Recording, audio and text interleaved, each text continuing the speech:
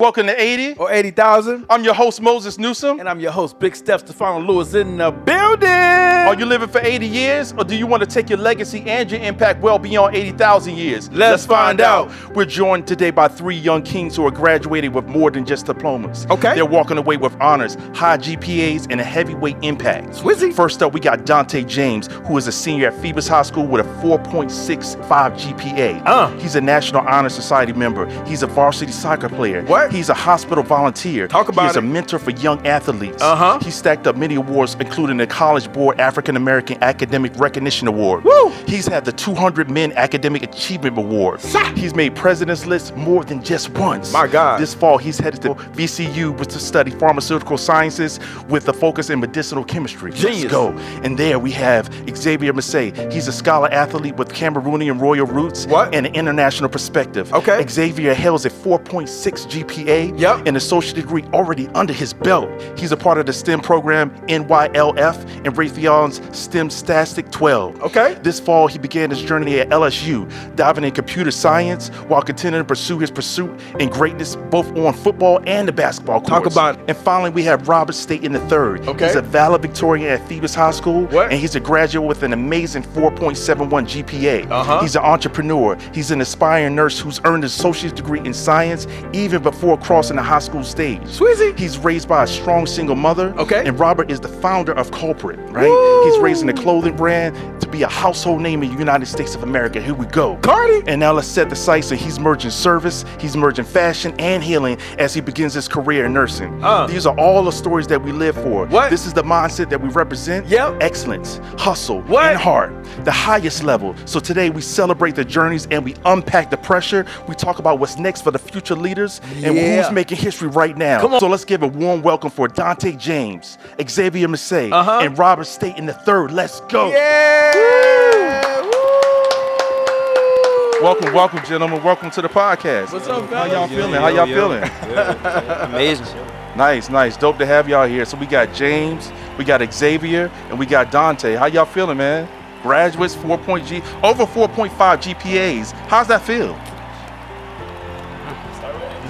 Nah, it's really amazing, man, that me and my closest guys, we all excelling in school, Dope. That's good. I see y'all got your drip going on.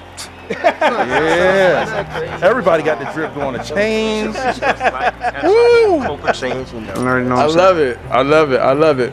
Well, welcome to 80 or 80,000, man. This is what we do here. We have fun. We make everybody laugh. We enjoy ourselves. And most importantly, we get out information to make sure that someone like yourself who's trying to aspire to be somebody like yourself can have that dream come true. So let's get started. We're going to do a little icebreaker here. So the Lakers just got sold for $10 billion. What's up with that, man? Y'all Laker fans? No. Heck no. Nah. No. Nah. We done. Okay, We done with the Lakers. Oh, y'all done with the Lakers, Miami. man. Well, look, You know let me that. say you something.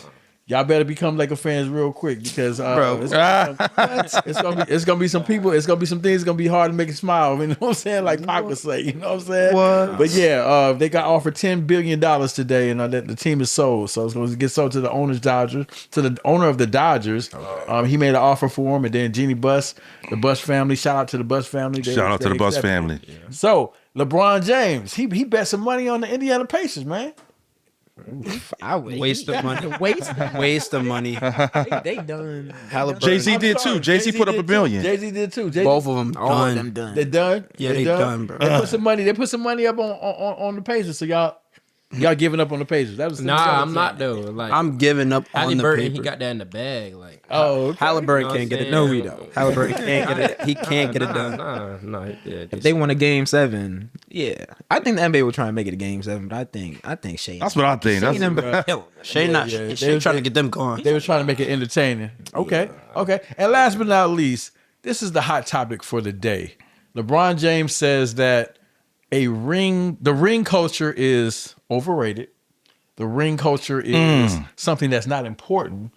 And the ring culture is something that we should not have focus on. And when he talks about the ring culture, what he's saying is we shouldn't have focus. Like the people who don't have rings, people like Allen Iverson, Right. Steve Nash, people of those caliber players who do not have NBA championship rings, they should be able to walk in the same rooms as a Kobe Bryant or a Michael Jordan or things like that. So we want you guys' opinions, and we want to hear the opinions of the people at the house.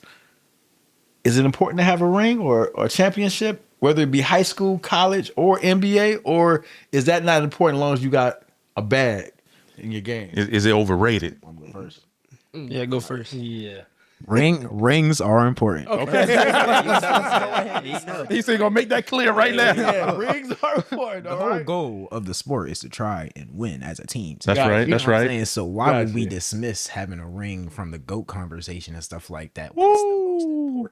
Talk about it. Of sports. Talk about You're it. trying to The win, winning, you know? yeah. I love it. So, I love it. Yeah, I I love think it. rings matter. I think people like Allen Iverson and Steve, they can walk into rooms with people like that and still be great. You know what I'm Right. saying? Yeah. But to say Right. that they are the greatest without a ring is crazy because the whole point of the sport is to win. It's getting that ring. Yeah, All right, but you gotta win. okay, but the proposed question is, let's say we got a room full of people with Okay. 4 or more rings. All right. All right. Should people like Allen Iverson or Charles Barkley be able to walk into the room and sit down at the table? No, Because they ain't had no rings. no. They Yeah. No. so why you say no? Wait a They second. should not. It's a little They shouldn't. I want to hear his answer. They shouldn't. They couldn't. should. They couldn't get the job done in their respective. They couldn't get the job done in their respective era, so they shouldn't be allowed to be in those rooms. Oh my God. They should be. Facts. Hold on though. We can't say all the time that the rings are based off the player's performance though, because the GMs That's got to true. come in, the coaches got to come in, Gotcha. everybody It's a got team to right. sport. It's a team sport. Yeah, it's not Okay. just the people playing. So All we right. can't say that they don't deserve. X-Man, what you conversation. think? What you think? You kind of quiet over there. Nah, I mean, Robbie. Robbie. I mean, I can't even say rings matter because it's like we got so many good players in the league that don't have rings. Gotcha. Like That's facts. when it comes down to it, I mean, it's a team sport. It relies on everyone. So I mean, if the team suck, the team suck. But you can have a good player in almost every team. Yeah. I mean, like say if Halliburton go to the finals, we can't say he a bad player. Right. He deserved to get that ring at the end of the day. But does he deserve to be in the room? Yeah, it's Halliburton. He got Rob 49 talking about him in the song with the Halliburton. Like, So what about AI? AI. He got no rings. That's AI. He ain't got no. All right, that's different. Because it's AI. It's AI. Yeah. Okay. That's what I'm saying. He in my eyes, he's a legend. That's a Yeah. Oh, no, that doesn't homegrown take away from talent. it. Like, Yeah. that is homegrown too. Like, Yeah. you can't take away AI. Yeah. AI is AI. Like, at all. Yeah, he put us on the map. And he rings broke matter. Jordan. he broke And he Jordan. broke Jordan. You know what I mean? So All right, well, we're going to keep it going with the first question. Love y'all input, and make sure all of our subscribers, everybody that's tuning in, give us your input on the opening questions. We want to hear what you think. yeah, we want to hear your feedback on that. Crazy slander in the comments. Because we're going to hear a lot. The slander. So each of you have an incredible GPA. How did you stay focused and motivated academically through the distractions of high school? Man, to be straight up. Like going into it, knowing the Ace Academy, knowing what it was. Right. Since 8th grade, I knew what it was because I put education above everything. Talk about it. Like, Wow. You have to have that drive, that focus. You have to know what you want at the end of the day. You got to know to put this to the side because I had to put basketball to the side for a while, and that was the most hardest thing I ever did. No doubt. Knowing that I couldn't play the sport I wanted to play, but knowing that I had to put it to the side for my education. Right. So if you have that drive and that focus, and you know what you want from day one, nothing can really stop you at the end of the day. Dope. I love it. just- I love it. I love it. Yeah, keep your focus on what you want to do. Okay. And it goes for any aspect of your life. James, what about you, brother? How you feel about that? Once you got a plan, like he was saying, you know what you want to do, you know education matters, right? So you got to put that before everything. You know, so God first, education, and your family. You know, you got to put those things before everything else so that you can get what you got to get done. Even sports, like I had to put basketball to the side too. I played a little bit of soccer this year. I didn't play basketball because I tried to do one sport and then balance academics. But Right. it's facts. It's true. You got to focus on the education and get everything else you want in life. So it's a balance. It is a balance. You got to be able to balance your time. Xavier, what's your thoughts, brother? I definitely think that you definitely take some other people for motivation as well, aside from yourself. But self motivation is the key. And getting to your goal. Your goal is your main point. Like even if like me, I ain't give up none. Right. I definitely had to put less time into working on my craft on the field and Right. put it more in the classroom so I could be up the ranks and be where I needed to be at the end of my senior year for No sure. doubt. No doubt. Wow. Very good. Very good. So thinking about the study habits, your routines, what helped you? Because a lot of kids, they're juggling 2 or 3 sports and they try to balance the school, but it still don't work. What helped you guys specifically be at the top of your class when you think about your GPAs and how you got there? Anything specific you could share? Specifically, you can't do it alone. That's impossible. Like, it takes a village. I've said it in my speech. Like, it takes a village. Have a group around you. Even like my homeboys, like, they know it. Like, you have to have a group around you. Say 2 to 3 people like around you. Y'all doing the same exact thing. Right. Y'all know the stress that comes with it. So Yeah. have the people around you so you can relate to them, and even emotionally, because it gets hard. Stress, like, the stress, it weighs down. Most definitely. You might have nights you crying over work. Man, you get an F. Right. Crying over that. Like, you have people around you that understand you, can help you with work, can help, be there when you need the help. So it's like, when you have the group around you, I mean, it's everything. So what I hear you say is choose your circle carefully. Very careful. Right? Yeah, it's very important. You can't hang around them, you know what I'm saying? You can't hang around them YNs all day, you feel? Yeah. So hold on. So the elephant in the room, y'all 3, have y'all been together from the beginning, or how did that organically happen? It happened through basketball. Okay. First and foremost. I mean, me and Dante, we've always grown up together. We know each other. We've been brothers since we were 3. Got it. With Ace stepping around, it was like, it was organic. It was 8th grade. We was at Boo Williams. Yeah, right. Okay. Met up, AAU. Okay. Yeah, it was through AAU. It was through AU because we was all right. So it was a team, right? It was called a team No Hype, right? Yeah, it was team No Hype at first, right? So they were just playing. Me and Robbie walk in one day to try and say, maybe gonna try out, maybe gonna see what we can do, right? Coach allowed us to work out with them. He was like, okay, that's cool. So the coach sends me and X to the other court to do a 1v1. And I'm like, okay. So me and X is playing. We going back and forth, scoring. We just having fun talking. And then from there, it just grew just like It just grew. Yeah, sport it's just one thing I can say about sports. It'll always set you up with beautiful relationships. Yeah. Wow. No doubt. Wow. Well, it's crazy. But here's the crazy thing I just want to bring up, because we just interviewed a young man who grew up downtown Newport News, and he grew up with a group of friends that were hustling. And he really didn't have what you guys have in the circle in terms of people being motivation, saying, hey, this is what you need to do. Education comes first. At what point did you guys know you had the same mindset? Was it immediately, or did it take some time to realize y'all was on the same page? Yeah, we had to get to know each other first. Okay. Because, like, me and Dante, we've always grown together knowing that education had to be first. And, like, you couldn't even get on the court if your grades weren't right. So knowing, like, X was on the same wavelength we was on, the same temperature, it was just easy to just get, you know what I'm saying? We're brothers at the end of the day. Dope. So it was easy to just accumulate with each other. Xavier, you were saying something? Yeah, even like before, like they've been like together for a while. Like even outside of them two, I was already like pushed to like, oh yeah, education. Sports really don't matter, but education always comes first. Right. So like meeting them, it was like, oh, I'm already used to this. Y'all used to the same thing. Hey, bro, we all good. So everything just flowed really well. For real. Yeah, that's a blessing. That's a blessing. So you guys, I can't express more about how important it is, or how difficult it can be sometimes to speak in front of some people, like in front of a room, right? So when I was in high school, I had speech 1, speech 2, speech 3. Now I cannot lie, speech 1, the first year that I had with Miss Sloan, shout out to Miss Sloan, was very difficult for me to get in front of people and speak in front of people. But Robert, you were a valedictorian. Yes, sir. Okay, and you had to get up and do a speech, right?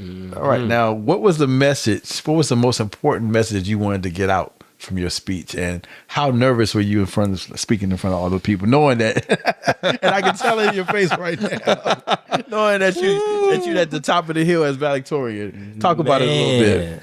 I mean, starting off, the biggest thing I wanted to get off while I was on that stage is just like inspire the kids that, like, I even said in my speech, like, inspire the kids that look like me. I can't say that enough. Love it. I because love it. so many people like me doing the wrong thing. Yeah. Down the wrong path, getting killed, going to the hospital, doing this and doing that. So it's like, it was just really inspiring me to just be an inspiration to the people that look like me, the black kids out there, and not just saying just black kids, just being inspiration in general. But like, and knowing that I relate to the black kids, because I know that's that's the way I grew up. I'm right. You know what I'm saying? That's the way I grew up. That's important. So, right. Just seeing the little kid and seeing the smiles on kids' faces when they like saying like they saw me on the screen and stuff like that. Yeah. Saw this, like they was an inspiration. Like it made them want to like actually be up front and push them to do good in school. Like that's just a real like blessing at the end of the day. Well, it's a heavy responsibility that you guys got. There's the role model field where you feel like what you say and do is being watched, which it is. For sure. What you don't say is being watched too. What you don't do.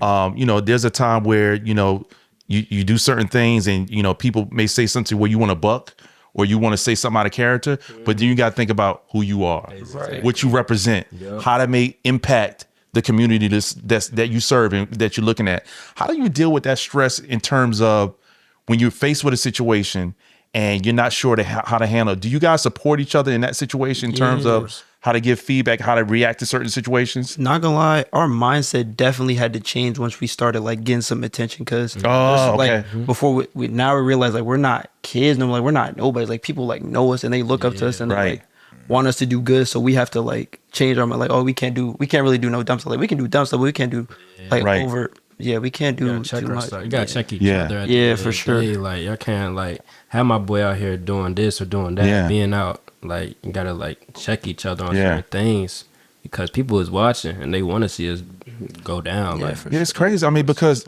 here's the reality. The reality is, as quick as you build your legacy up, it can go away in just a split second. Right? Look at all these NBA players now. Who's the guy that got he kept getting in trouble and showing guns in the club? John Morant. So when you think about how good he is, right, and you think about what's the engine behind or what they're trying to put behind him to keep you in trouble, is it the circle that he's hanging with? How much responsibility do they hold, his friends, and checking him and saying, hey, you got a lot on the line. Let me make sure that I'm giving you what you need and I'm giving you good feedback. How much of that goes into those impacts? I think that's a very huge part of it, but I also think at a certain point in time in your life, you got to be able to hit that switch for yourself. You know what I'm saying? Talk about it. I gotta, even though my friends is like this and we grew up together, it's all they really used to sometimes. So even though you have the right circle around you sometimes like we do, so you can check each other, sometimes in life, you just not going to have that. So you have to have that switch. You got to be like, okay, I'm good. I'm chilling. I got to do this. I got to get this done. I got to be great. So if I want to be great, I got to put this away, put this on the back burner, or just let it go. No doubt. You just got to let it go to be good, man. You got to be good. Self-accountability is what I hear you say. Exactly. Dope. What, you said something, X? You got to, at some point, you just got to let the kid stuff go for real. Oh, my God. Yes. As an adult, like, why are you showing guns? Like, right. What? You're a millionaire. Right. Right. Multi-millionaire showing guns like you're a kid. Like, you have something to prove. Right. You're there. Like, you're there. I know you want to be better. Right. Like in your craft, but like that's not the way to go about it. You got a nice crib. You the face what I mean? of your team. You the face of your You know what I'm saying? You supposed to be trying to win chips right now. But you're flashing guns. And just getting started too. And hurting what you built. Like like you were saying, like your legacy can go down. Legacy is going down over dumb, so that can be easily avoided. Yeah. Hurting the brand. Man. Dante, you got your hands in a lot of stuff. Okay. You got your hands in a lot of stuff, a lot of organizations, things like that. How do you balance your time between everything that you got going on, the organizations you got involved in, family and sports? How you balance your time? I say one of the biggest things you can do is learn to take a break for yourself. Okay. Talk about it. A day or something so you can just take your mind off of everything, do what you want to do, have fun. It's like a recharge day, so it keeps you going, you know what I'm saying? Yeah. And then the second thing I say is I set reminders on my phone all the time, just like that, so I know, okay, at this time I got to get this done, everything. So it flows easier once you start to do it, but at first it can definitely be a struggle. I was gonna say, I mean, have you ever had a time where you feel overwhelmed? Of course. Okay. Of course. It's happened this year. It's happened the year before. But Yeah. You start to bring yourself back to like, okay, I can do this. Yeah. I've done it before. I can do this. And you just do it, man. You got to get out there and just do it. Yeah, because my daughter, she's graduated. Well, she graduated from credit to middle, straight A's, honor society, all those things. She won science project, all types of stuff. But she's come home one time and she'll cry and she'll be like, it's a lot. But she ended up with straight A's. She ended up, really graduating honors. So it's a balance. It's a balance. That's dope. That's dope. So we always want to have leaders or people involved in everything that we do. And there's always somebody that we look up to. So how did the staff at your school, the teachers, contribute to your success so far? Miss LeBrecht. Everything. Yeah, heavy on Praise. We love Miss LeBrecht. Oh, really? Wait, say his name again? Miss LeBrecht. Miss LeBrecht. Shout out. She is the GOAT. Okay. Honestly, Yeah, she everything. actually- Like, really? she's a teacher. She's not only a teacher, she's like a listening ear. She's there. I mean, Come on now. She know all the tea. She know everything. So she know how it is. She relates to the students. Yeah. Wow. And she doesn't look like us either. Like it's teachers that look nothing like you, that can just relate to you, understand you, and they understand what you're going through because they've been there before. Yeah, right. The simple fact that they've been there before. So it's nice to see that teachers be there for you, understand what you're going through. So when you say she doesn't look like you, it's a white woman? white. Yeah. She's a white woman. Wow. This is Phoebus High School. Yeah. And y'all she relates to y'all just as Yeah, man, she's- I love it. That's dope. I love that. She'd Like go. the best teacher. Should have go for. Shout out to Mr. Brett. I got one more. Miss Lanny. Yeah, Let me Okay. during the summer, Man. this whole summer, I was sitting with her at a Barnes and Noble and a Starbucks. She was just doing work, and she already left the school last year to go to NYU for digital production, all that. Wow. So we was sitting at a Starbucks every day for like at least a month or a month and a half, just writing up my college essays, helping me apply to schools. And she came back and did that out of the kindness of her heart, no pain. Wow. Yeah. So it's people like that that just they just want wanna to see see succeed. It goes You to the gotta make fact that connections. it takes a village to raise a child, and everybody doesn't get that support. But I think you mentioned earlier, you gotta meet people halfway. Yeah. And when people see that you're motivated and you're taking initiative to care about your education, you got to care about it more than anybody else. Exactly. If you don't, there's no motivation for somebody to come in. Not saying that you won't still have that mentor or try to pull you in, but when they see that you guys are motivated, you're well balanced, you're being, a good peers, and you're setting a good example, it's easy for somebody in education to come and say, you know what, I'm gonna pour everything into you.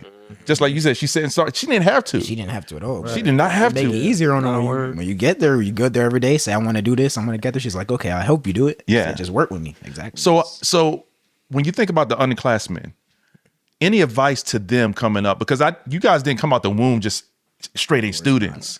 Any advice to them that you would give in terms of having that breakthrough and what that looks like, what that feels like? Limit distractions for sure. Limit distractions is like the main thing for everything we always trying to say is always limit distraction because that's like the main problem with most kids these days, distractions. Be more specific on the Are you talking about just the wrong crowd? You talking about girls? Because girls could be. I mean, come on now. Let's be real though. Even your friends too. Like your friends can be your distractions too. Sometimes you gotta find the right type that are actually helping you get to where you want to be. There you go. Yeah. Wow. Yeah. Go ahead. What were you saying about girls? I know you. Man, I mean, I can only speak for myself, but I mean, as far as I know. They said you was the player when you first walked in. Yeah. We ain't gonna hide that. Because the girls, they're gonna be there, right? They gonna be there. Like that's what they always say. The girls gonna be, but you gonna want to indulge in a little bit. Right. You gonna want to indulge, you know what I'm saying? So I mean, at the end of the day, they're gonna be there. They come and go. Yeah, You know what I'm they saying? do. Same thing for the girls out there. The boys, they gonna come and go. They gonna come and go. So I mean, don't worry about them. Yeah. Focus on your education. Focus on where you need to be. There you go. And that's kind of how my son is. He is, of course, he looks at girls and things like that, but he is really steadfast on his education. Straight student, accredited high, and he's focused on his education. Have you ever ran across a girl in high school that stopped you in your tracks and almost made you forget your goal? Nah. Dope. Never What it forget was. the goal. Like I even let them know what it is. I'm not gonna be over this. You know what I'm saying? This is my education up here. Right. You down here. Y'all hear that, right? Two totally different levels. Education is like past, and because I already know what it was. Right. I knew what it was when I was getting into this. I couldn't have you above my education. I might thank you a little bit. I might be around you for a little bit. I might enjoy your time and your presence. Yes, I like you a lot. Yeah. But I like my education more. Ooh. It's just it's levels to it. So you can't put that girl, that boy over that education. And that goes for anyone, even that female. I don't want them to put me over that education. Ooh, girl, go get that education. Go get that doctoral degree. Go get that money. Don't worry about me too much. Right. Worry about that education. There you go. Even for the females that want me, like, worry about the education first. If your grades ain't good, you can't mess with me. King, audience, I hope y'all taking this in. I hope y'all digesting this. Young kings out there that you're trying to build a legacy, listen to what these guys saying here. Take it in. Dope. I love it. I love it. Now, all three of you multi-sports right now in high school. Yeah. All right, so how many sports are you playing right now? I played two. I played basketball and soccer. Okay. Yeah. All right, and how many? So over my whole high school career, it was basketball, soccer, and track and field. Okay. All right, and you? I play four. I play basketball, football, run track, and play soccer. Woo! Okay, all right, but all three of you excelled in basketball, correct? That's the main sport. Main thing. Okay. Main sport. Okay. All right. Now, Dante, you played varsity soccer. Correct? All right. You played varsity soccer. Now, as a mentor, how do sports and service work together to shape character? Okay. So the best thing I can say is a lot of children, they in their house, right? They listen to their parents. They hearing them say something to them or tell them do something, and it's not getting the response that you want, right? Okay, you send them to your coach. They like, hey, yo, you're not doing this. I'm making you run, right? So it's like coaches and mentors are people older than you in sports. When you're a younger child in a camp, it kind of helps relate to them in the sport in that way. So you're not fully telling them, hey, do this, but they having fun. They talking to you, they listening to you. Then eventually you send them home and now they doing the same thing. It's like you repeating it over and over again, and they get in their brain and like they're training themselves to know, hey, I got to do this. I got to do this. I got to do this. And I got to be the same way for my mom and my dad because they raised me, right? Yeah. So it's like, it helps mentor little children, helping them get a connection that's outside of just, the household. I love it. Well, I think service is big. I mean, when you give back to your community, it really gives you a mindset of maturity, and self-worth, self-responsibility, and I think it level sets you. So when you guys think about the service and the community work that you've done, when you think about how that's poured into your basketball, has that been an influential part of what you guys do in shaping who you are? Yeah, I think it helps you understand that everybody is different. Yeah, everybody is different. It helps you understand the actual deep level of diversity. There might have one person that's a single parent household, might be Asian kid. Yeah. Right. And then the next time meet maybe a black kid in a 2-parent household, rich, everything. Yeah. But it helps you understand different people's situations. And that sometimes for me, that even helps on the court because I realize, hey, he might not like to pass the same way that he likes to pass. Right. You feel me? So I might get him a bounce pass for a layup and he might just want that straight to the chest. It's the same thing. It's the same thing as sports. So I think everything can relate to each other at the end of the day. And what I hear you say is really diversity. Yeah. Diversity, equity, inclusion is huge. And when you can understand how that works, and you guys are going to come across so many different diversity groups, races, different ethnics, you got to really understand how people react. And everybody has their own worldview. Just because you think something, it doesn't mean the next person is going to think something. Exactly. So how you react to things is going to be extremely important, especially as you guys move up the ranks and you start getting more into your sport and your craft. It really matters. That's dope. My freshman year and when I went into high school, I played varsity football, baseball, and basketball. So when I got to varsity basketball, my coach, he didn't let me touch the ball for the whole year. The only thing I did was defense. Not even that really. I had to bag up the dirty clothes, watch them in the locker room. Freshman, the freshman treatment, man. Man, when they drop sweat, yo, Steph, clean that up. When they needed water at practice, I was doing that. You know what I'm saying? And when we got on the bus for trips, I was carrying the seniors' bags. My freshman year of high school, and I said to my coach, why you got me on varsity? I could have just played JV. You know what I'm saying? Like, why am I here? Like, you won't even let me do anything. He said, you don't understand now, but later in life, you will. Talk to us, all three of you, about some experience you've experienced on sports, on the field, or on the court that have helped you in real life. On the court, man, I will teach you How to be disciplined for one. Okay. Anything Coach James pour into us, man, just discipline. Yeah. Like, that discipline is everything. That discipline makes you want to get up in the morning and go work out. Yeah. That discipline make you want to go to school, actually get your education. That discipline make you want to go get money. Yeah, no doubt. Discipline is everything. It is in all aspects of your life. So when you had that discipline from sports, especially basketball, because that's all I knew when I was little. Yeah. So I mean, like, when you had that discipline from basketball, discipline from I can't speak for other sports, but that discipline from basketball is different. It is. It's different. Tough. Yeah. Like, you gotta put the work in. Oh, you got to, and not just on the court, but off the court. And one thing I could say about your dad, Coach James, when my son was practicing with him, with B-Ball 360. The first thing he talked about, he said, I want to see your report card. I want to see your report card. I want to see the card. Forget practice. Forget what we're doing. I want to see the grades. And that, to me, stood with me for a long time. So that's huge respect coming from Coach James. When you think about LeBron James and you think about Bronny James and their relationship and Bronny James coming through the ranks, and, LeBron James, he got a lot of heat for trying to getting his son in the NBA. Yeah. Was LeBron James wrong for wanting the best for his son? Not at all. That's the essence of a parent. Like, who wouldn't want their child to follow in their footsteps and do great? Right. I mean, be successful. And the crazy part about all of that is that I understood how people was like, oh, they could have picked somebody else indifferent. This man is dropping 30 points per game in the G. Woo. Bronny is dropping 30 points per game in the G League. In the G League. 55 pick. And there's a lot of other people that have been in the G League that do not do that. Right. So it shows that he can do it. Eventually, he might even do it in the NBA. Right. But you have to realize that it's not wrong for a man to want good for his son. And then his son is also following up through on the good. So yeah. I mean, he had a cardiac arrest. Yeah. Right. And we got to really take it, how emotional and how deep. We don't know the conversations behind closed doors that him and his wife had with Bronny. Was it a conversation? He said, look, we need to figure out if we're going to move forward. Do you want to be in the NBA? It could have been in a situation where Bronny said, look, I'm motivated even more now that I went through that experience to go in the NBA and show the world what I can do.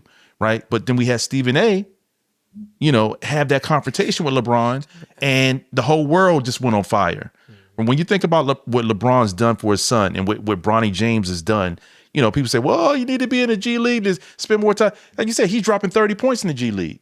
So at what point do we give LeBron James grace and say, you know what? His son's not selling drugs. He's not hustling. He's not out there messing with a bunch of girls. He's focused on and let's be clear, he's a multimillionaire. He don't have to do it, but he's doing it because he loved the game. What are your thoughts about that?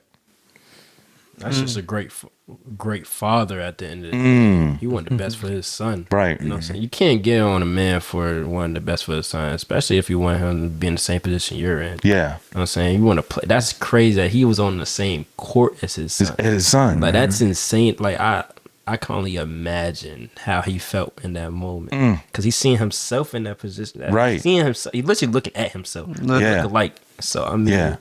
Yeah, you can't get on a man for wanting the best for his son, but you're going to always have the critics and haters. That's no doubt. So you can't stop that. But just wanting the best for your son or even your daughter, like, it's just, I know that meant everything to him. So absolutely. You can't really put that past him. So when I was playing, we all had to wear the same shoes. And I didn't want to wear what everybody was wearing. I wanted to wear some Jordans. Want to be different. I wanted to wear something different. You know what I'm saying? When I go out in public, my coach will always say, remember who you represent. Remember you represent the squad. Even my teammates sometimes, if I was out and I said a bad word or something like that, my teammate would be like, man, hold on, man. You represent the squad. Be careful what you say. Do y'all feel pressure as individuals to where you're not just representing yourselves, but you're representing the school, the brand, even your mentors, your teachers, and things like that? Do y'all feel pressure as individuals about doing the right things, knowing that you represent something much bigger? For sure. Like, the pressure's always been on us, like, even since we were younger, like, making our family proud. So that's always been pressure. Even sometimes it'll be a little hard because like your parents are gonna nag you if you get a bad grade and things like that. Yeah. They expect the best out of you, so the pressure is gonna be there always. So just as growing, we've been used to pressure already. So like adding on to it, it's not nothing to us. So I love it. And then especially because he got a foreign family. I'm first generation. Yeah. He's in a single parent household that never really had talk about boom in education. Yeah. You know what I'm saying? Right. Of course, it's gonna be pressure. You got pushed through it at the end of the day, right? But like, it's still gonna weigh a lot. It's gonna be heavy at times, but you gotta push through it. So speaking of that, Xavier, you got a German background, ethnicity. Yeah. Talk to us about that and how that has shaped you in your career and the things that you're doing, how people perceive you. So realistically. So I was really young when I came to Virginia, but from the memory that I do remember and from visiting my family, it's really like being diverse and knowing where you came from, and two, experiencing different things at a young age, being set in place for different experiences and like different mindsets come from different people. It really makes the world a lot bigger, or it makes the world feel a little smaller when you come to a place like Virginia. Like, it's not so different. Yeah. So what are your thoughts when you see, people, having these race wars and culture wars when it comes to background and diversity? How does that make you feel to see it in the college and see that type of hate and anger when you think about different cultures and backgrounds and races? How does that resonate with you? I feel like in this day and age that equality, unfortunately, it's a long way to go for sure. And I feel like us as the Black community can endure it until it gets to that level. But for the time being, we just riding through the storm for sure. Riding through the storm. Yeah, I love it, because when you think about anti-Semitism and you think about how people recklessly say things out of their mouth and they don't know the history and the culture and everything that goes, it's horrible. I mean, it's sad that we got to live through these times, but having young kings like you guys being able to stand up and be good peers and good leaders and let people know how you carry yourself, how you deal with situations, I think it goes a long way. Absolutely. Kobe Jellybean Bryant. Rest in peace. Rest in peace. Rest in peace. Kobe Jellybean Bryant. He was in Italy for most of his youth. And then he, of course, when he got to high school, he went to Philadelphia. It helped him because he was diversified with his time spent in Italy. He spoke 3 or 4 languages. And then when he got to the NBA, he was able to, with all of the cultural differences in the NBA, he was able to relate and speak different languages to those people as well. So I totally and I respect the fact that you do have diversity in your background, because it's going to help you in the long run. Right. Robert, got your own clothing brand or something, man? Yes, sir. Corporate. Woo! So give us a background of how your clothing brand started, and what does corporate mean, bro? So starting off, I've always wanted to have a brand. Really? Okay. I was probably around like 12, 11-ish, 12. I knew I wanted to have a brand. I knew I wanted to start one, but I didn't know how, and I didn't have the funds for it. Okay. So I was young. I didn't know what to do. My first T-shirt was probably a palm tree. I think it was a palm tree. I had like a palm tree, like how the polo. Yeah. I love it. Right there. I love it. Yes. And that was my first ever T-shirt for real. So wow. Just knowing that I could get into it, it was cool. So when I got older, probably around August. Yeah, it was around like August. But way before that, it was my 11th grade year. I was cooking up something. Like I was coming up with a name. Okay. My first shirt was I Heart Sexy Girls. Okay. Say it again. I Heart Sexy Girls. Okay. I Heart Sexy Girls. That's why you the player. But like I knew I wanted to start off with something bold. Something Okay, right. I shock people like, yes. Whoa, you little sexy girls. Like that's kind of crazy from like right. on the shirt. But I knew that's what I want. I knew where it was gonna take me. Right. So when I started around August, I just knew it was gonna blow. I already knew where I was gonna be. Right. Because I had the plan. Yeah. I just needed to platform. Yeah, like I needed the platform. Yeah, I had a plan. I just needed the platform. Yeah. So I just needed to implement it. And implement and actually doing something and having the discipline right to do it. I mean, it's just everything. And what was the other one? Where'd the name come from? Yeah, the name. Yeah. Culprit, yeah. Where'd that come from? About that. I love it though. But I love it. It's where'd dope. it come from? Oh, dang. It comes from my childhood. Okay. Because I was a goody two shoes in school, but when it came to being home, I want terrible, but I want the best. Like I ain't listen to my mom. Okay. My mom, she was a single parent, so I didn't really want to listen to everything she said. Yeah. So all my kids were single parents, they can understand where I'm coming from. Right. Like, hearing their mom in their ear, like, Yeah. and mind you, that's your mother and your father. Right, at the end of the right. day. So just hearing that, like, you don't have the father for them to be like the mediator and understand where you're coming from. So Right. just hearing your mother just yap and just tell you to do this, tell you to do that. Absolutely. It gets annoying over time. So I was kind of like rebellious per se. Okay. So me doing my own thing. My grandpa always called me hard headed.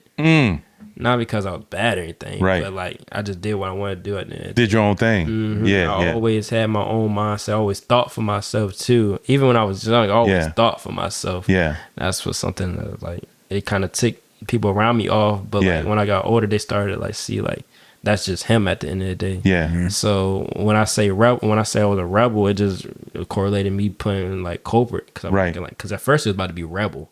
That was going to be the clothesline rebel? Okay. But I was like, that's too basic. Like I can't. So I said culprit. Culprit. I need culprit colon. So it just stuck. It's stuck. So it just from So we interviewed 1995 number one NBA draft pick Joe Smith a few months ago, and Joe Smith is he comes from a single parent home. Yeah. He had a relationship with his dad, but his mom was really predominantly in his life, and he talked a lot about how his mom really shaped his career and motivated him. How much did the relationship that you had with your mom go into that brand, and what does that mean? What does she mean to you at this point in your life now? Man, my mom mean everything to me. Go ahead, talk about it. Everything, like you know what I'm saying. Like like you said, he has a relationship with his father. I currently now building a relationship. Okay. I have one and starting to have one. Okay. To get more, but my mom mean everything to me. She was the one who was there for me. She pushed out a premature baby. That you know what I'm saying? I was 2 pounds 13 ounces when I was born. So it's like Wow. I mean, my mom mean everything to me. She always been there. Right. She didn't give up. She could have gave up. Right. She could have said, I ain't doing this no more. She could have gave me and my brother to a group home or something. Right. Like saying, But she pushed through. Yeah. Like Yeah. she trusted her faith. Yeah. Faith is, I can't stress this enough. Your faith is everything. That's Absolutely. I have a faith of a mustard seed. She had the faith. Love it. Mustard seed. I love that. Mustard seed. You know it. So like, she pushed through. She trusted God. She took us to church. She had us in the church when we was little. Big. You know what That's I'm saying? big. So she's just always been there, and then caring for my disabled nana at that. She's just carrying a lot. She had a lot on her shoulder. She's just a strong black woman. Dope. At the end of the day, that's all it comes down to. She's a strong black woman. Is that where a lot of your motivation came from on the court while you were playing? Like, okay. yes, like, that's that fire, right? Yes. Like, okay. Nothing can stop me. At the end of the day, like if I got a mom who could do all this, who gonna tell me no? Who gonna tell me I can't do something? Tell me I can't do something. I promise you I'll do it. Woo. 10 times harder. I love I it. promise you. And I'll do it in silence. I make sure you don't even know that I'm doing it. Yeah. I just do it.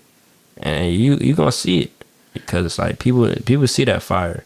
And people like that fire. Oh yeah. So it's like it's cool. It's a blessing and a curse at the end of the day. A lot of things come as a blessing and a curse. But at the end of the day, I know who my mama is. Yeah. I know what she raised. She raised a strong black man at the end of the day. Got the highest GPA in Hampton. Woo! Like, what are we talking about? You know what I'm saying? You can't tell me God ain't real. Yeah. You can't tell me. I love it. mama.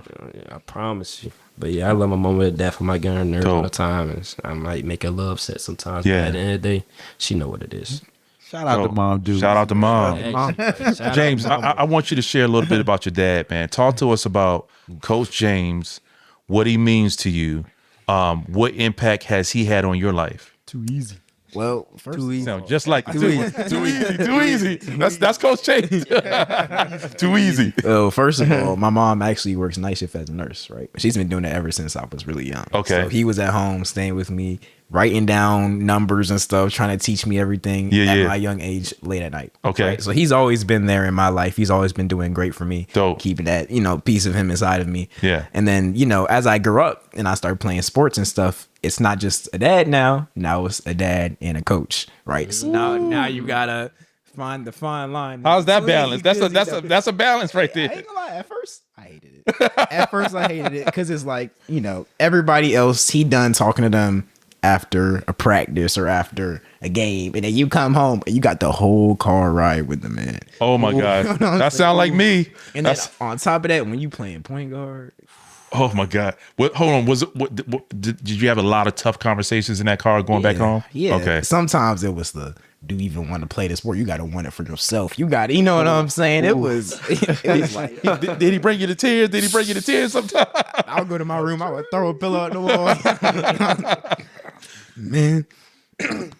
But yeah, man, it was tough at first. Yeah. But then as you get older and you see it, it's like, okay, it was all tough love. I understand. You get it now. You know what I'm saying? Yeah. I get it now. You could have worked hard. You could have got there. That's true. Yeah. That's true. I could have played defense better. I could have done all of that. But at the end of the day, it shows you how much work you should put in before you get to the spot. Dope. That's the big thing that I take with me from him, is always put in the work before so that you can see the great results after. There you go. I think that's a big part. Dope. Xavier, what about you? What was the impact of your family, your mom and your dad? What was that impact? What did that look like? My mom, she works both my parents really work for the government, but my dad, he works for the government, and he's also been my coach since I was really little. He coached with Coach James for a little while. Wow. Too. Okay. So I can relate to the player coach and son father duo. Like, man.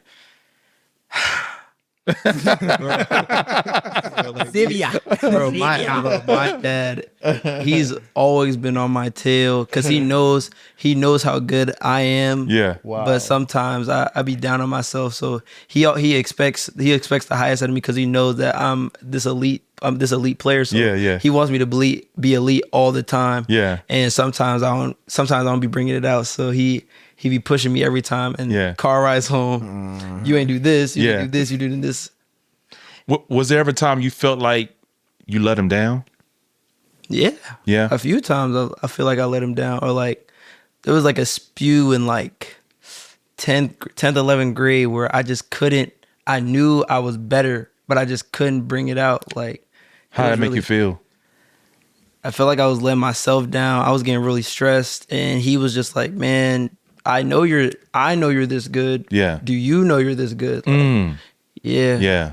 So his message was, you got to know yourself. You got to believe in yourself. That self-confidence. He knew you had it, but he wanted you to know you had it. Right. Dope. So all three of you getting ready to go to college, correct? Right. Yes, all right. Mm-hmm. So give us some goals. All three of you. We'll start over here, going over here. Give us some goals that you have set for the next 4 years. Well, for my first goal, I want to keep God in my life. Okay. Love it. He's going to be the one you can pray to, talk to about anything. Yeah, absolutely. That's my first goal. First and foremost. My second goal is I'm trying to get through it all, but excel at it, because I want to go to grad school probably in Florida or Texas, right? Okay. And I know I got to be really good here at VCU to get the grace to go there. There's a school that didn't accept me.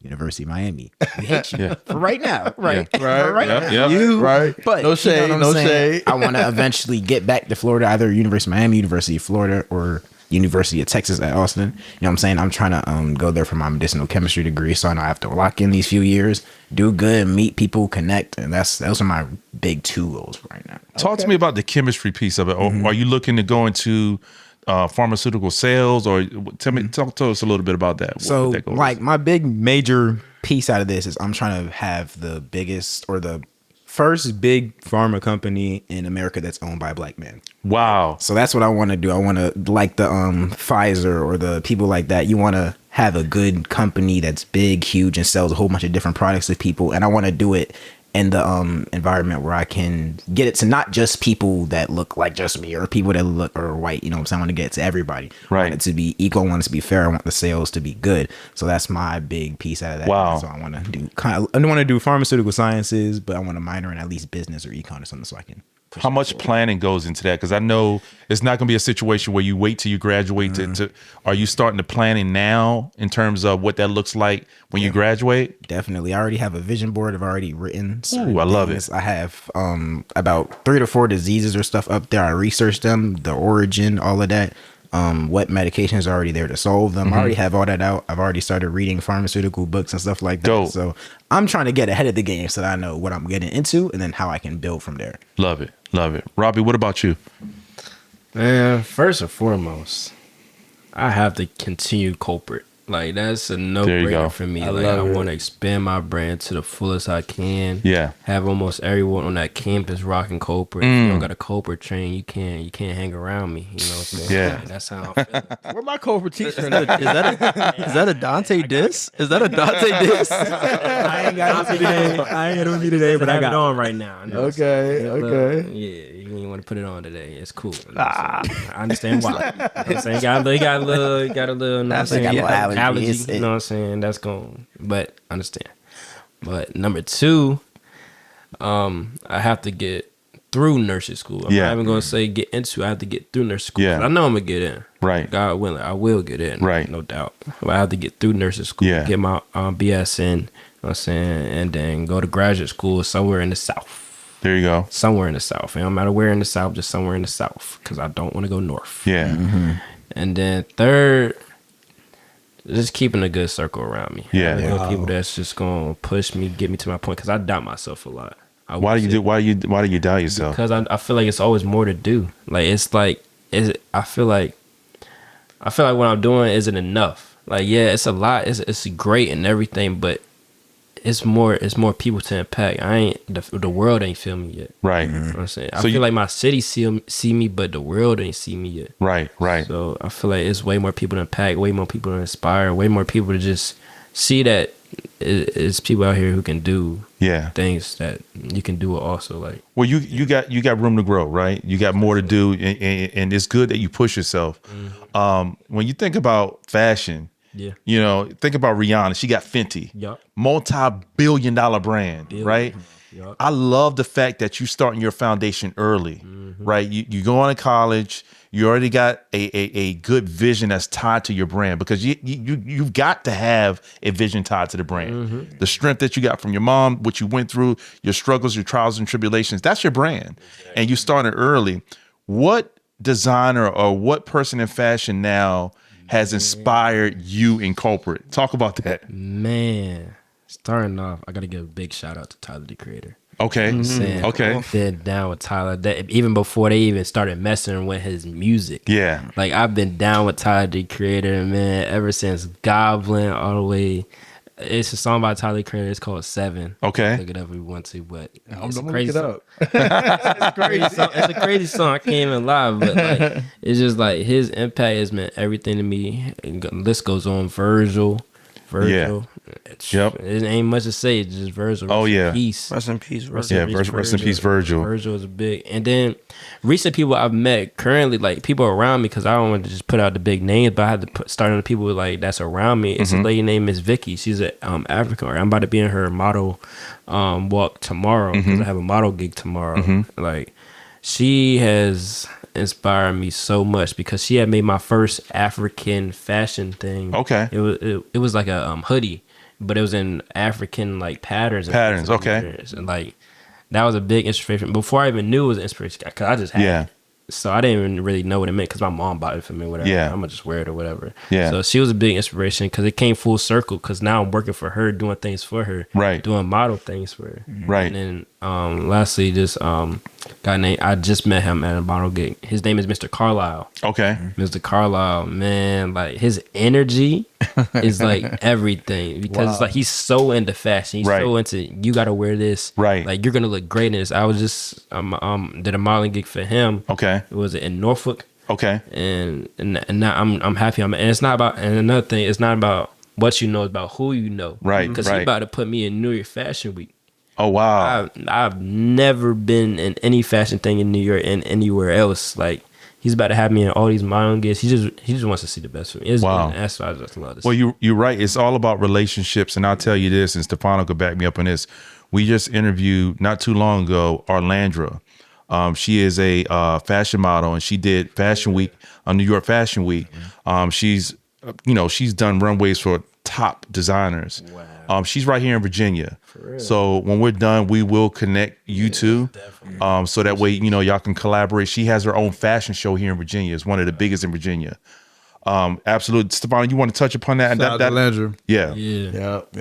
I mean, I think you got such a great head on your shoulders. Yeah. And I love the fact that you have such a mix of everything going on for yourself. I mean, I didn't heard nurse, model, I did sports. a lot of things. Yeah. I mean, man, I love it, man. Yeah. And you're your own boss, and I love that so much too. Absolutely. X, talk about your 4-year goals. My goals for as soon as I step foot on LSU, I'm already trying to get on basketball team, football team, track team, soccer team.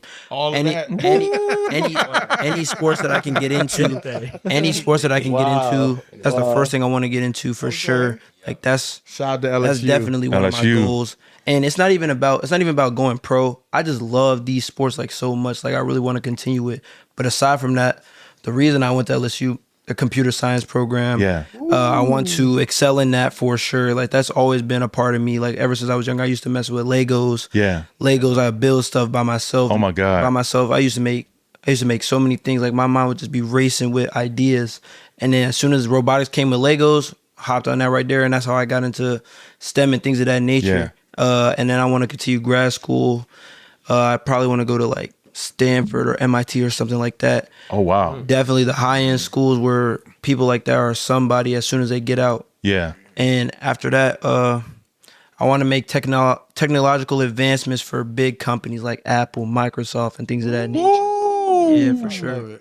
I love that. So you really did something to me when you said Legos. My son, if you go up in his room, his whole room is Legos. And when I say Legos, he can build a 3,000 piece Lego set in probably 25 minutes. Right. And he's actually going to be in the governor's program for computer science. Yeah. He's going to do information technology, IT. Okay. So when you think about, there's not a lot of representation in that world. So to hear you say computer science and MIT and those things like that, that's huge. That's huge because we do need people that look like us in that world. And technology is getting crazy. I mean, you think about AI. How do you feel about that? AI is either you're going to learn it and be with the times, or you get left to the wayside. How do you feel about AI? You got to learn. You have to learn AI because AI is not going anywhere. Right. It's here to stay. So you have to get with the times. You got to get with the program now, so you're not left behind on the wayside for sure. Yeah. And AI can indeed help you with certain things. Yeah. So you might as well work together with it to make something bigger instead of just like dismiss it all together and just act like it's not anything. Yeah. Man, what's going to be the new phone with Apple in the next 15 years, man? It's going to be, I think it's going to be, eventually it's going to get, you're not going to even have a phone. You don't even need a phone. It's going to be hologram. It's going to be hologram. Yeah. See? Little wristband, son. Wristband, just pick it up, swipe.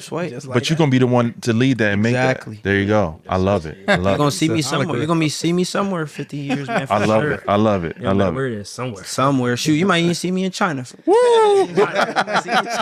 Oh, no, with them tariffs, man. Oh, man. iPhone's going to be about $2,500 in the next couple of months, man. We got to get the price down on my iPhones, man. Well, we getting ready to run out of time, but before we do, we also like to play a little game. Oh my God! Don't do it, Stefano. It's called Greatest of All Time. All right. Slander. I can already. All right. So I'm gonna give you 5, and then we gonna move on. All right. So greatest of all time: Nike, Reebok, Adidas, or Fila. Greatest of all time. Greatest of all time: Nike. Nike? Yeah, Nike. Why? Actually, let me change my answer. Go ahead. This is crazy. I gotta go with Adidas. Adidas? Yeah, I was gonna say Adidas. Adidas might be second. Kanye West. Yeah, and they're influencers with that brand though. Like they getting a lot of people. Yeah. The only reason I say Adidas Talk is about because like they're, I don't know. They have a wider range. I feel like they have a wider range than, because Nike's definitely up there, but like they have a wider range. Like they collabed with Kanye, even though he's not with them. Yeah, Kanye West. Yeah, they collab with one of the Yeezys biggest artists and had the biggest shoe out for a while. And people still rocking the Yeezys. They're still about $600-$700. Yeah, like still want them desert boots though. No, I need to cop those. Wow. I need them desert boots. Them desert boots? Nah, for sure. I need them. I don't know if I can rock with those joints, man. Nah, I love them. I just love the way they look. The way they fit. Cause I had You like the way they feel? Yeah. Them tickets are hard. Yeah, but yeah, I gotta go with Adidas. So speaking of the Yeezys, we know he left Adidas. Yeah. Why do you think the brand is still so strong, even with him not being there? Did he leave that much of an impact on Adidas? Yeah, he did for sure. Okay. It's Ye. I mean, what are we talking Yeah, about? Okay.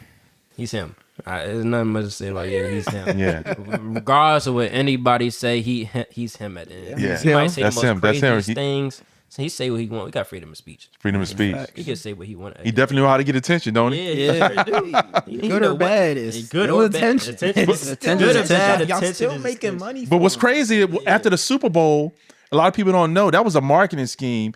He put his website, he had his t-shirts. They said he did like 20, 30, 40, some crazy number on his website right after the Super Bowl. Attention, man. He's a genius when it comes to marketing. Marketing, right? Greatest marketer I know. Have you taken, when it comes to culprit, have you taken any best practices that you're going to implement in terms of marketing from Ye?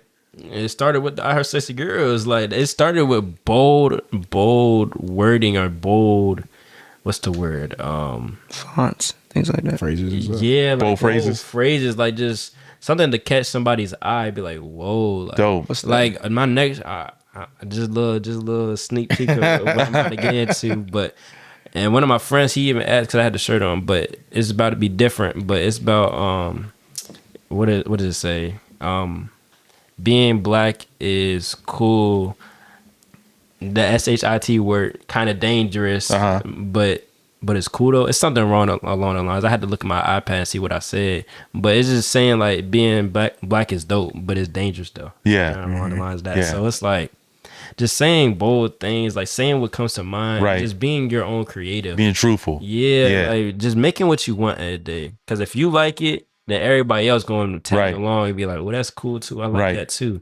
So, yeah, when other people see other people wear your stuff, people want to tag along eventually. Dope. So, all right, second greatest of all time, and we want to keep it with, and I'm gonna keep it a buck. This is overall. This is overall impact, overall catalog, everything, career, everything. All right, let's keep it a buck. You know what I'm saying? Influence, all that. All right. Kanye, Drake. Jay-Z, Kendrick Lamar. Woo! No, you didn't. No, you didn't hit him with that. No, you didn't. Okay, but I'm not gonna lie though. Impact, like, bro. Hold on, trick question, Thomas. Oh, you gonna add? You want to add Nas to it? You gonna put Nas in there too? Okay, throw him in there. All right, go ahead. Nas did wax Jay-Z up. Nah,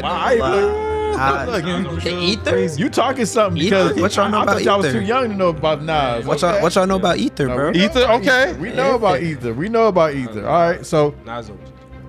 So you got Nas as your number one. I ain't gonna lie. Yeah, I was trolling. Man, you said Drake?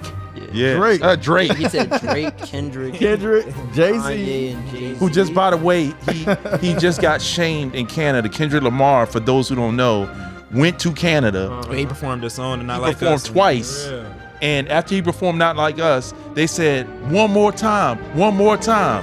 So, yes, in Canada. And now they say that Kendrick Lamar is the new sixth god. They call him the new sixth god. Whoa. So, yeah, I don't know. So now let's rethink the greatest of all time. But this might be a biased take. All right. So you got Nas. Who you got? Stefano did it. I'm definitely a Drake fan. I ain't gonna lie. You got Jay-Z of his good time period. You got Kendrick now sending a whole bunch of messages to the world. Right. You got Mr. Consistent Drake. Right. And then it's cause Drake been steady at the top. He has a long time. Long time. I think he has the most streams in He passed Michael. Music history. He passed Michael Jackson. But we're talking about overall package. Yeah. Overall package. Overall package. Okay, let's see. Drake and Jay-Z both got real. Drake, Jay-Z, and Ye all got crazy slander. They do. Yeah. So if we're talking about Drake, exactly, crazy slander. Kendrick is one of the people you really can't say much to. Okay. You can't really say much to him. You know what I'm saying? Right. Like you can say some, but you can't slander him like you slander Drake. You can't slander him like you slander other. You know, Kanye and Jay-Z. Oof. Kanye's great, but I'm gonna have to exclude him from this conversation. Yeah. After what he's done, bro. Understandable. Exclude him from that convo. All right. Well, we're gonna stay neutral. So who you got?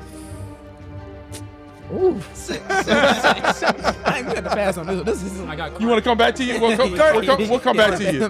Xavier, who you got? You got Cardi? Oh my God. See, that's the player in there. I don't know, cause I'm a Drake fan, so like, I'm a Drake fan. Okay, so you going with Drake? You go. Stand your ground. Stand on it. That's who you going with, Drake. Nah, cause the slander, like even if I'm a Drake fan, the slander he been taking, bro, and the things that have been brought to light, bro, it's kind of like, bro, what are we doing, bro? Wow. You messing up your image, so. If you had thrown Kendrick, not Kendrick, if you had thrown somebody like J. Cole in there, I would have said, okay, and we can talk, because J. Cole's personally mine. I listen to That's your GOAT? I listen to him every day. You know what I'm saying? He stays out the way, he's chill, he does all that, and he makes good music. Exactly. That's what I think is like an idol. If I look up to somebody to want to be a celebrity like them, I want to be on the streets riding my bike just like J. Cole, you know what I'm saying? But still getting love. So that's why I would take J. Cole. Well, since you brought J. Cole in it, I gotta ask you, how much more respect did you get for J. Cole when he apologized to Kendrick for dissing him? A lot. Okay. Because not many people can in that industry have the decency to even apologize or something like that. They'll go back and forth, make some money off of that. Yeah. J. Cole, he said, I want to stay out the way, stay out of all of this. He said, it's a good thing he did, though. You see how tense it got between Kendrick and Drake? Yeah, but somebody sent him a text. Somebody sent him something. J. Cole is just overall one of the most wise people when it comes to no doubt. Cool. All right, well, we got 3 more. Let's get through it quick. We're going to just keep that as a neutral, okay? Yeah. Greatest of all time: Wendy's, McDonald's, Chick-fil-A. Chick-fil-A. Chick-fil-A? Don't eat. Something else, bro. Chick-fil-A. Yeah, bro. Don't eat. Chick-fil-A. Why? What? What do you mean? Why? I want to know why. Speak for itself. Okay. First of all, they close on Sunday, so they put God first, right? He put God first. He making a whole bunch of money, and he's always it's always packed. Chick-fil-A is always packed. Always packed. Where Chick-fil-A is fully, or is just nobody in the lines. I've seen days with might even see a McDonald's. car out there on Sunday. You know, That's what I'm saying, but they might have forgot. Like McDonald's was a great thing of its time period. You always have the phrase like, "Hey, do you got McDonald's money?" You ask your mom from McDonald's, right? It's a big thing like that. But Chick-fil-A just for some reason they've been able to master at having 20-30 people online, and you still don't feel like it's a long wait. You know what I'm saying? How they do that? What is that, the customer experience, you think? Oh yeah, they be working them customers like. Oh my God, man. If you ever hear them stories from the Chick-fil-A workers' stories, boy. Wow. Man, wow. Our friends, bro, they be going through it, man. They be going through it. Oh yeah? Yeah, man. Yeah, man. As long as my food. As long as your food good? Yeah, bro. Yes. Okay, so Chick-fil-A. Yeah. All right. Chick-fil-A. All right. We're gonna keep it as the last one. It's gonna be kind of tight. Uh-oh. I want y'all to keep it. I want to keep it. Let me buckle my seatbelt up. I want y'all to keep it a 100%. Oh my God, I know what's about to happen here. Now listen, this is overall impact, culture, career. They already everything. know. They've been watching the podcast. All right. He said career. All right, career, everything. How this person has impacted you. You know what I'm saying? It's everything, okay? Impact everything. How they impacted the culture, business, everything. All right? LeBron James. Jordan. Wait a second. Whoa. Let him finish. Impact everything. Greatest of all time. LeBron James, Michael Jordan, Kobe Bryant, Allen Iverson. Woo! Okay, Jordan. Allen Iverson, you are a great player. We love you, You were, good people your time. Listen. Yeah. But you gotta take out of this conversation. It's the What y'all don't know. My mom definitely beat Allen Iverson tail when he was in high school. Really? Okay. It's the big three. It's the Kobe big three. is just when Kobe died, the world just stopped. Yeah. It felt like it just stopped. Yes, it did. People break down the streets crying. People in the cars just looking at their phone. It's No way. It was crazy. Yeah. When Kobe died, bro. Yes, sir. Wow. And that's why I love him. But you know what I'm saying? He got Rest his in chips, peace, he got his Bean. rings. If him and Shaq could get along, I think there would be no conversation. I think there would be no conversation. Facts. Him and Shaq Facts. could get along, there would be no conversation. Facts. No. Right. Facts. So I'm have to put him to the side. Okay. Jordan and Kobe. Jordan and LeBron. Jordan and Yeah. LeBron. Who you got?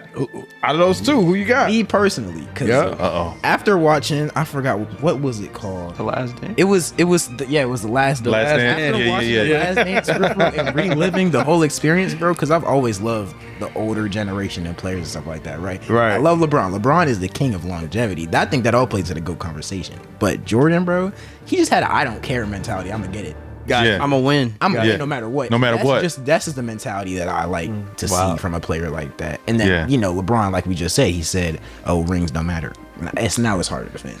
now I gotta go. Also, peep what both of y'all wearing on your feet right now. Oh yeah. Yeah. Oh, yeah. Yeah. You don't usually see people walking around with LeBrons. Like maybe back in like That's true. 2011, 2012. Yeah. But like That's true. Jordan, he said all together. Full package. Full package. Full package. Full package. Who you got? Full package. I got Jordan. He Jordan, got okay. sneakers. He got being a celebrity. He left to play baseball. Came back and won again. Did he? Yeah, come on. And did it. Got some knowledge. Exactly. Got Like some knowledge. I love LeBron. Like I'm a LeBron fan. I love LeBron. He's Yeah. the king, bro. Yeah. But you don't. Aside from basketball, like everything else, Jordan has you beat. And in his time, Jordan was the best basketball. He was the best athlete of his time. It's funny that you say it because we were just having a conversation about this, and you guys are younger gentlemen, and a lot of times when we're talking to younger guys, they say LeBron is the GOAT, right? But it's so respectful that you say Jordan. Wow. What's the difference from a generational standpoint? What is that difference that where we see your generation typically will say LeBron, but I hear you saying Jordan? I always grew up with Jordan. Okay. Like Jordan's always been a part of my life. Even when I was younger, like even people from outside the country, they know Michael Jordan. Wow. Like when I went to France, all they knew Michael Jordan. True. Was shout out to Sean. We know you love the king, bro. Shout out to Sean. We know you, bro. Sean, I'm here for you. Business, they not scared. On top of that, I think I always tell people I think we should just let them all have their own titles. Honestly, Okay. king. Okay. Kobe's the mom because of his mentality. Come on Jordan now. is the GOAT. I love it. I love it. I love the way you break that down. Yes. I would say just let all them coexist as great. Yes. And I would love to say that, but y'all are on something else. LeBron is the GOAT. Bro. I love it. His son is in the league. What we talking about? What we talking about? LeBron has no bad headlines on him. None. The only headline you saw was when them white women was on him, and he might have just went a little sus. Talk that mess. Talk that Nothing mess. wrong with that. LeBron, I don't care if nobody. He got his own school. He got his own school. He got his own school. Old school. When it's all said and done, we're gonna be talking about this all night Because it's full. We're talking about full package, right? Yeah, We're talking about package. full Off, package, bro. off the court and on the court. Full package. You got the shoes, got the Jordan. brand. What Yes, else you got you the got? brand. You got that. That's nice and all. We're talking about LeBron James. To a one-on-one Jordan James, bro. LeBron is killing Jordan. He is And which killing him. Jordan are we He is talking killing about? him. Which Jordan? Prime. I promise 18-year-old LeBron will kill prime. And that's how you know he's 18. You don't know nothing. Yeah. 18-year-old LeBron People will be the kill oldest. People be the prime oldest in Jordan. the friend group talking about Bron. It's Jordan, bro. No, it's not, y'all. Jordan is hamming on Bron, bro. Jordan is dunking on Bron. Jordan is plumber. He had a 4-2. Plumber. Gary Payton's a plumber. Clyde Plumber. Clyde a plumber. The Glock? Hakeem Olajuwon's a plumber. What are we talking about? Jordan averaged 30. He's in the new era. He playing. And losing. Longevity. And losing. Longevity don't mean nothing if you losing. What is his average? Jordan averaged 30 on his career. What's Bron average? 27.5. 27.5. Bro, what are we talking about, bro? Come on, bro. Bron is the GOAT. We know. All right, hold up. So listen, we could talk about this all night. So I knew you was going to ask that question too, bro. we can talk about this all night, but we're gonna keep it as they all are great in their own individual selves, and they're all impactful in their own individual. And I want to let you guys know, I want to let the audience know that as great as we talk about these players, man, I'm looking at three greats. Right in front of us, right here. So, round of applause for that. yeah, looking at three greats right here. So, before we go, of course, you know the name of the podcast is called 80 or 80,000. We got the brand, we got the shirts, and everything like that. Yes, sir. Moses, give them the question about the 80 or 80,000 question, and why he's giving you the question. I want you guys to really, really think about what your future holds within the next 10, 20 years, even 80,000 years beyond, and then I'll give my final thoughts. Yeah, so I really want to hear feedback and what you guys' thoughts are on what we're doing here. So 80,000 is about, are you living for 80 years on Earth?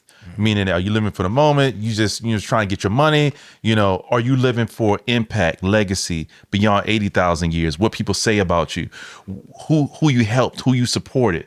What is the brand you're leaving behind? What is the message that people leave when they think of your name?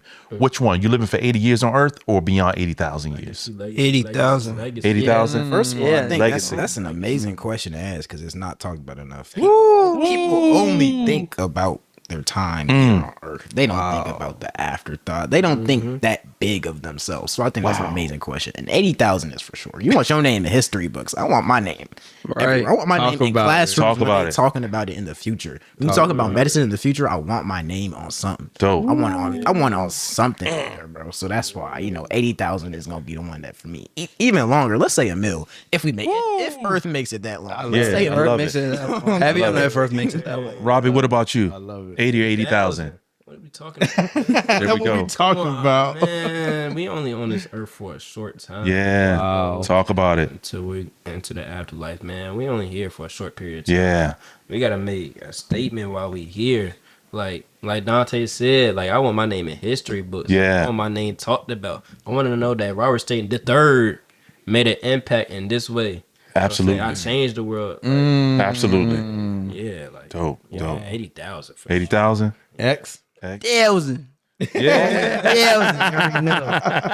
Yeah. 1,000. For sure. Yeah. Like leaving something for my family and the world to see and know that I did something that could impact some kid that, might not even be alive yet. But when he grow up, he gonna know who I am and what I did for sure. Yeah. Your name is all dope. you got. Yeah. Leaving that impact. Your name is really the most important, for sure. Absolutely. Absolutely. Life lasts for a little while, but your legacy lasts. Your legacy continues. Yeah. Wow. I'm proud of you guys. I'm so proud of you guys. What you have done is groundbreaking. You have set the tone for excellence. You've talked about leadership. You've talked about entrepreneurship. You've talked about struggles. You've talked about being in the right circle, making the right decisions. And more importantly, you've talked about God. And I love that because I don't see enough of that in a community. And to hear you guys say it on 80,000, so young kids like yourself have something to go by, a blueprint. You guys just said it. I love it. Stefano? So I want to get my final thoughts. When I was growing up, it was only a couple of choices. When I was growing up, I grew up in California, and really the only two choices was basketball or the streets. Yeah. As far as making money and becoming an entrepreneur or becoming a millionaire, it was either the streets selling drugs or playing basketball. And when I look at you three kings, Take your time.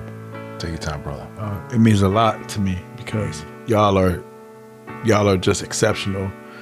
And I think young black men, they always get a bad rap. They get a bad rap, about being thugs or, mischief or pants hanging, and just to see y'all so handsome, man, and and entrepreneur and getting good grades and shining a light on 3 young black men and turning the tables around. And I'm so thankful to God that we got this out so that people can see that, you know, it ain't all about the negative side of what some people may do. Yeah. You know, the majority of our young black kings are just like yourselves. Yeah. And I think that's the most important day. We just got through with Father's Day. You guys went to Phoebus, right? Yeah. So my 2 sons, they're Phoebus legends. D-Lou, young Eli. You know what I'm saying? And I just see 3 legends right here. The most important thing I got out of this entire interview is the fact that the 3 of you have faith. Wow. Just can't imagine 3 men of your age on this stage, and the most important thing in your lives is faith. Wow. And so I invite all the millions of viewers who are viewing right now to pause a moment as I pray for these young 3 kings. Let's do it. Father God, I thank you so much for a day we've never seen before. Yes, Lord. And a day we'll never see again. Father God, I ask that you bless these 3 kings with the crowns of their heads. Yes, Lord. Down to their feet and their toes. I ask that you give them abundance far beyond their thoughts and what they can far imagine. I ask that you give every wish that they want and even more. I ask that you bless them from any evil that comes before them. And I ask that you guide their steps, each path along the way. Yes, Jesus. God, do it. Do it for them.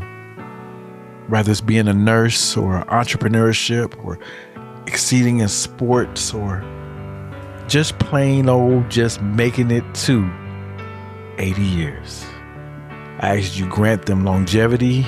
Yes. I ask that you grant them peace, Yes. joy, Yes. love, and happiness. In Jesus Christ's name I pray. Amen. Amen. You have just witnessed the 3 kings here on 80 or 80,000. Y'all make some noise. Yeah.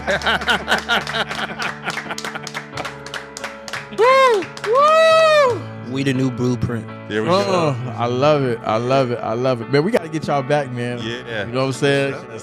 Y'all are just dope. And Dope. I just, man, I can't say no more. All I right. love it. All right. Y'all. There you have Good it. night, man. It's 80,000. If Yeah, you like what you saw, if something resonated with you, leave it in the comments. We'd Yes. like to hear from you. Yes.